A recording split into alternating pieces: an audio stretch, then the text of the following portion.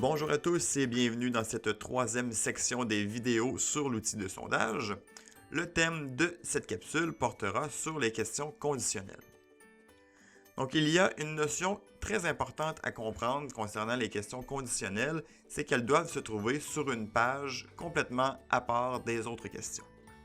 Si vous désirez ajouter plus d'une seule question dans cette page, toutes les questions devront avoir exactement la même condition. On pourrait, par exemple, vouloir mettre une condition qui demande le numéro de téléphone au répondant pour tous ceux qui, à la question 2, auront répondu qu'ils préfèrent être communiqués par téléphone ou par SMS. On doit avoir une structure qui ressemble à celle-ci, donc j'ai ma première page avec mes deux premières questions et ma question qui demande les moyens de communication.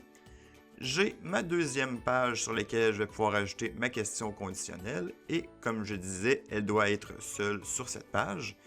Et je vais avoir une autre page avec le restant de mes questions. On va donc ajouter une question sur cette page-là qui demande le numéro de téléphone.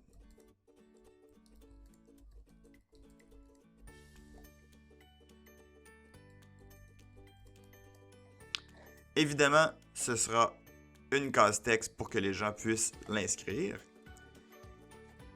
On va faire « Ajouter » et on va pouvoir retourner dans l'édition de cette question-là, tout simplement en faisant un double-clic dessus. Maintenant que la question existe, on a une section qui se nomme « Conditions ». Avec la baguette magique, on va pouvoir dire qu'on souhaite afficher cette question seulement pour les répondants qui, à la question 2, auront choisi SMS ou téléphone. On vient sauvegarder. Par la suite, on va avoir un petit carré jaune qui va s'afficher au bout de ma question, me permettant de voir que j'ai une condition sur cette question. Si on fait maintenant un test avec la petite loupe, donc on rentre la tranche d'âge, on dit par exemple courriel et je fais continuer. Automatiquement, je passe à ma troisième question parce que je n'ai pas répondu téléphone ou SMS. Si on refait la même chose mais en répondant SMS et téléphone et que je fais continuer, on me demande maintenant mon numéro de téléphone. Donc c'est tout pour les questions conditionnelles. Gardez en tête qu'elles doivent être sur une page séparée et que si vous mettez plus d'une question sur cette même page, elles doivent tous avoir la même condition.